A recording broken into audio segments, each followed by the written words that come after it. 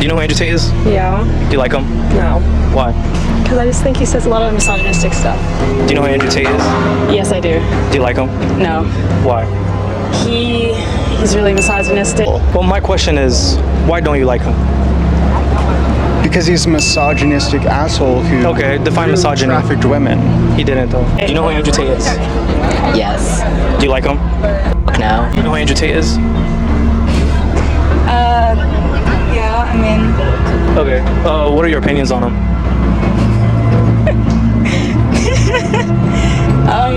Do you like him? No. Why? Because he's a misogynist. Misogynists are disgusting whether they're in Afghanistan or a swanky London studio. Am I a misogynist? Am I? I don't think. First of the things she said, I don't even truly believe. If you're prepared to listen to me, I'll explain to you exactly why she's completely and utterly wrong. If you can go through the points again, she said. Do you think you're a misogynist? Absolutely not. I'm not a misogynist on any level. This is one of those buzzwords they throw it and they just throw at people randomly. Homophobic, racist, misogynist, they just throw it out at people. What is your view of women? I'm a realist. What is your real view of women? I absolutely not really love women. I adore women. I have good relationships with women. Not a single woman has come up to me on the street since I've been canceled. Not a single one has said anything negative. Every single one of them has said positive things. You're a traditional male. I wish more men were like you. You understand your masculine roles. You understand what you're supposed to do. You understand you're supposed to protect women. You're exactly the kind of man I'd be looking for. I've never had a negative interaction with a female ever since I've been dubbed the biggest misogynist. Where is the... Please let me finish. I'm sorry, Piers. Also, there's not been a single woman who's accused me of a crime, not a single woman who's accused me of rape, not a single woman who's come out and said anything from my entire past of 36 years I've done anything wrong ever. Anybody else with my level of fame, any footballer, any other movie star, at least has people who've come out and accused them of rape, X, Y, Z. I have no woman who's come out and ever said I've hurt her, no woman who's come out and ever said I've done damage to her or been horrible to her. Everybody who ever interacted with me has said I've been a nice person. All of them. So this random Twitter nobody who seems to know so much is full of... All right, you've responded to her tweet. Yeah, she's a liar. But where is the line for you between masculinity, which I will always defend, and which I agree with? I think a lot of women like men to be masculine, and what has become known as toxic masculinity. And the reason I ask you is that you are engaged in that debate with men all the time. Where is the line for you where men shouldn't cross, where the behavior should be kept within a line? Please define toxic masculinity. Well, you tell me what you think it crosses a line from being a masculine, good man to a bad man. There's no such thing as too much masculinity if it's genuinely masculine. Genuine masculinity is not out here to hurt people. It's absolutely the opposite. It's out here to protect. And when bad things happen, they call traditionally masculine men. If you need a firefighter, you need a masculine man. When you call the police because of the problem you had, you want masculine men. And as soon as a woman or a man is in trouble, when you look for backup, you look for masculine men. And masculine men have a duty to provide and protect those they care about. We have a duty to do things we don't feel like doing because we know we're supposed to do them.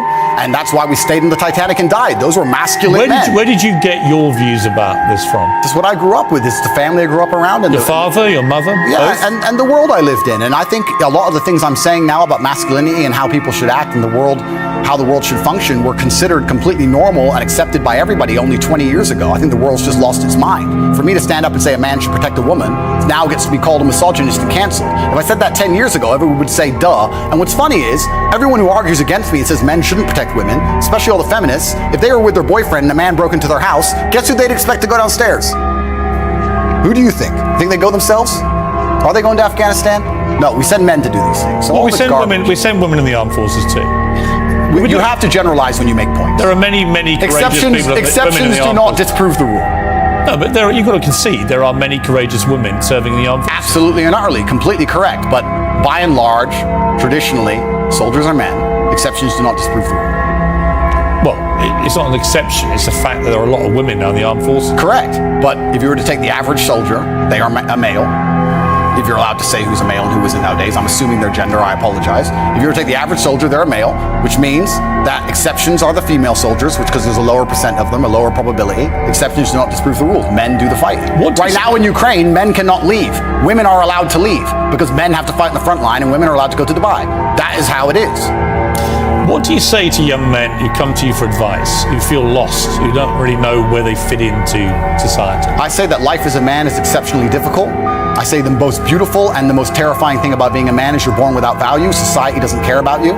You're only going to be cared about based on how useful you are. You have the chance to build yourself up and become a superhero if you're prepared to do the hard work and be indefatigable enough to never quit. But if you're going to stand around and wait for a handout, nobody's going to ever respect you. And I think that a lot of people have forgotten about how difficult and how competitive it is as a man. We're always in constant competition with each other. And it's your duty as a man to stand up and say, I want to be as important and strong and good-hearted and God-fearing as possible, and I need to work hard to achieve those things. Dame Sheila Hancock says we've become too over-emotional as a society, crying too much about everything. Has she got a point? She's completely right. And the dangerous thing about overly emotional men is that they're dangerous. They're genuinely dangerous. This is what's crazy. All these people who talk about toxic masculinity and how bad it is for men to be traditionally masculine. A traditionally masculine man does things he doesn't feel like doing because it is his duty to do them. He charges into the building because it is his duty. Not because he feels like it, because it is his duty. We're now teaching the new generation of men that they don't have duty and they can just act on their feelings and act how they feel, and they don't have to act as a man should. Do you know what happens when you get men who just act how they feel? You get school shooters, you get violence, you get rapists. Men who do not control their emotions are dangerous. If you find a man who is stoic, he's not going to hurt people. He's going to sit and think about his actions very carefully, and he's going to be a good man who protects and provides for his family. You find a man who just acts out on impulse and does whatever he feels like, you're going to find a dangerous man. Sitting here telling men to cry more and act with their feelings and it's okay to feel this way, that way, etc., and have no self-control. That is why we have the problems we have in the world.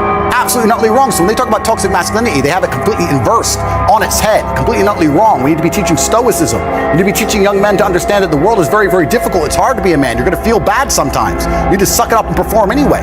Not to sit there and cry your eyes out or blame other people. Tough being a woman too in modern society. It's certainly tough being a woman, but I'm not a woman, so why would I speak on issues I do not understand? I'm a man. You can feel empathy for women. I feel empathy, certainly, but I do not understand their issues. See, a lot of men come up to me and they admire you. I've got to say, a lot of women I've spoken to don't admire. They think you represent misogyny. They think when they hear you not commit to saying the Taliban shouldn't be banning women from university education, why can't he just say that's wrong? Well, firstly, that's not my experience. I experience the absolute and utter opposite of that. Secondly, it's because it's a moral point I'm making. My moral point is I speak on things I understand. I speak on experiences I've had. But do you believe in equality? I speak, yes. I do speak you? on, sure. I speak on subjects I know intimately. I do not feel qualified. I'm a realist, and I do not feel qualified to sit and discuss the gender laws in Afghanistan. I have not been to Afghanistan. I have not researched the subject thoroughly. I'm not going to sit here and say how the Taliban should be running their country. It's nothing to do with me. I find it quite flattering, Piers, that although, I understand I'm monumentally influential, the most Google man on earth, etc., I find it very flattering that you think I have some kind of control over the domestic policy of Afghanistan. But I assure you I don't. I don't. No, so it's nothing to do with I'm not asking you to have a view on having influence on the domestic policy. I'm sure the Taliban couldn't give a stuff what either of us say about it. It's just curious to me that it's an easy win for you to make women think you're not anti them, to say that when they're not given equality, as the women in Afghanistan clearly are not, because they're not allowed to go to university now, as of today, that is clearly unequal, unfair. We should all be able to agree that that is wrong. Well, certainly as a realist. Even you, tough guy Andrew It's not a tough guy. I am a professional. As a professional, I can state that yes, it is not equal. Yes, it is not fair.